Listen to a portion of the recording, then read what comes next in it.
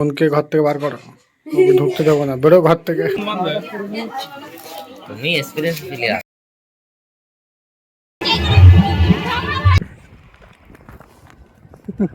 ওখানেই আছে।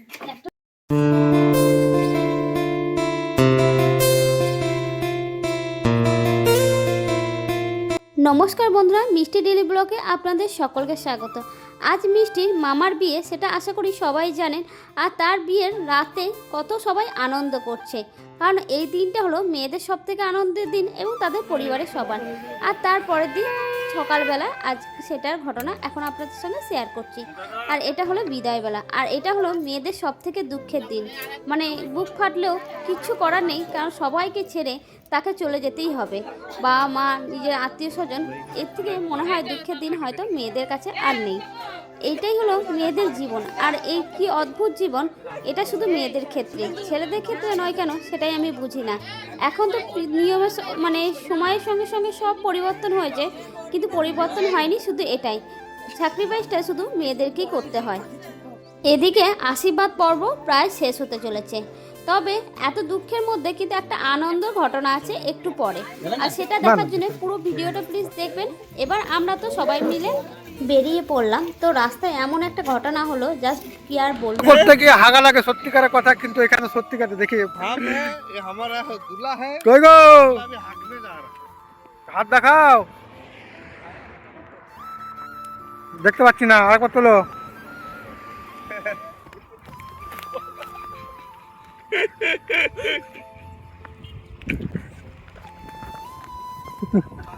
ভালো করে জুম করে ক্যামেরাম্যাन फोकस करो, हमारा दूल्हा अभी हागने गया है।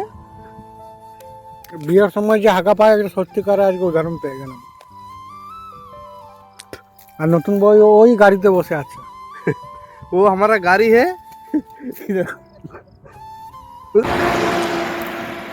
অনিদাদা জঙ্গলে কি করতে গেছিলে?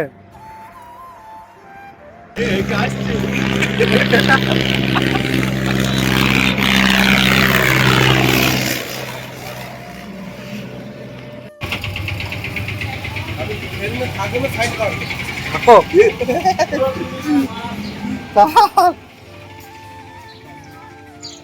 অবধি রাতে করো। রীতিমতন যুদ্ধ জয় করে নিতাইদা তার বউকে নিয়ে চলে এলো নিজের বাড়িতে, মানে বউ চলে এসেছে।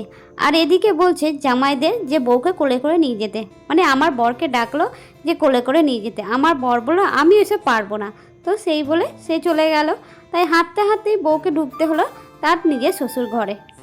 ও আসতে অনেকটা দেরি করেছিল, ওদিকে বেরোতে অনেকটা দেরি করেছে, তাই ঢুকতেও অনেকটা দেরি হয়ে গেছিলো, প্রায় দুপুর 2টো বাজছিল তখন।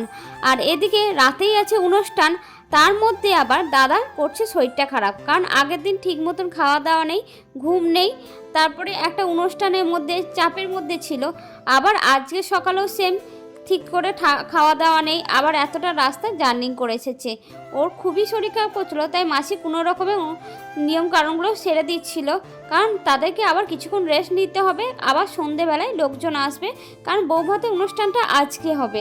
তার জন্যে ওদের দুজনের ওপর প্রচুর একটু চাপটা বেশিই পড়ে গেছে। একদিনের মধ্যে সব কিছু সারা তাদের শরীরেও ঠিকমতো নিতে পারছে না। তো সেই মুহূর্তে আমাদের একটু মনটা খারাপ হয়ে গেল, তবে কিছুক্ষণ রেস্ট নেওয়ার পর ওরা অনেকটা ঠিক হয়ে গেছিল। তবে একটা জিনিস, রাতে ঠিক মতন ভিডিও করতে পারিনি, কারণ সবাই নিজের নিজের খুব ব্যস্ত ছিলাম একসঙ্গে থাকতে, তাই 2-1টা ছবি তোলা ছিল, সেগুলোই আপনাদেরকে শেয়ার করলাম। তবে বউর নাচ আরও অনেক ভিডিও আছে, সেগুলোই দেখাবো বৌভাতে রাতে কি হচ্ছিল। আর এদিকে কিন্তু সবাই মিলে খুব আনন্দ করেছে, কারণ সবাই মিলে নাচাগানা করছিল। আর তখন কিন্তু রাত প্রায় বাজছিল 12টা। এদিকে কনে যাত্রীও আসেনি, তাই সবাই মিলে জেগেছিল। আমি রীতিমতো শুয়ে পড়েছিলাম, আমি তখন আর ছিলাম না, কারণ মেয়েকে ঘুম পাড়াতে হবে, তার জন্য আমি শুয়ে পড়েছিলাম। সবাই মিলে খুব মজা করছিল এই টাইমটা আর আমি থাকতে পারিনি।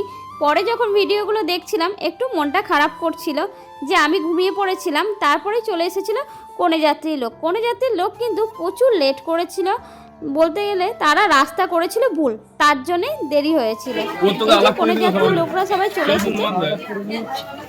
তুমি এক্সপিরিয়েন্স প্লেয়ার হাজার হাজার তাই না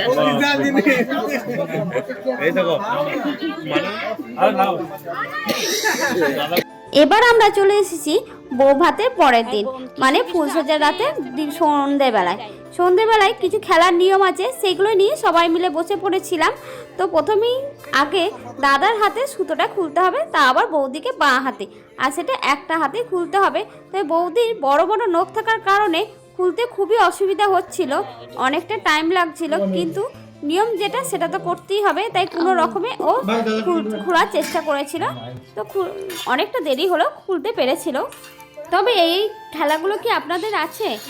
আর কার কার খেলাগুলো আছে? কিন্তু আমার ক্ষেত্রে এই খেলাগুলো খেলতে পারিনি, কারণ আমার বউ বাচ্ছিল বিয়ের একদিন পর, তার জন্য টাইম পাইনি। আরে বেশি কি দেয়নি, কিছুই তো দেয়নি, কেউ বললো এই মজার জল পড়লে আরো খেলাগুলো শক্ত হয়ে খেলে যাবে, যখন খুব ভালো লাগে, অনেক আনন্দও হয়। তো দেখতে পেলে বৌদি কিন্তু রীতিমতো খুলতে পেরেছে কিন্তু শেষ পর্যন্ত। এবার তো দাদার পালা, দাদাকে খুলতে হবে। তার আগে আবার আরেকটা সুতো ছিল, সেটা কিন্তু খুবই সরু, সেটাও কিন্তু বৌদি খুলে ফেলেছিল। এবার দাদাকে খুলতে হবে বৌদির হাতে সুতোটা, কিন্তু সেটা আবার দাদাকে ডান হাতে। সব নিয়মে সবসময় ছেলেদের ক্ষেত্রে সহজভাবেই দেওয়া হয়, আর মেয়েদের ক্ষেত্রে সব কিছুই কঠিন। ছেলেদের ডান হাতে খুলতে হবে আর মেয়েদের খুলতে হবে বাঁ হাতে। তাহলে ভাবুন সব কিছু কেন এত আলাদা, বুঝতে পারি না। তবে এইদিকে সেই সুতোগুলো নিয়ে গোটাচ্ছে, এটাকে নিয়ে হবে খেলা। আর এটা বউ ঢোকাবে আর বরকে খুঁজতে হবে, সেখান থেকে খুঁজতে হবে, আর খুঁজে না পেলেই বলতে হবে হুক্কা হওয়া, আরো অনেক কিছু। তাই প্রথমে আগে পালা ছিল মুখটা ঢাকা দেখতে না পায় সেই কড়িটা কোথায় লোকালো, মানে সুতোটা।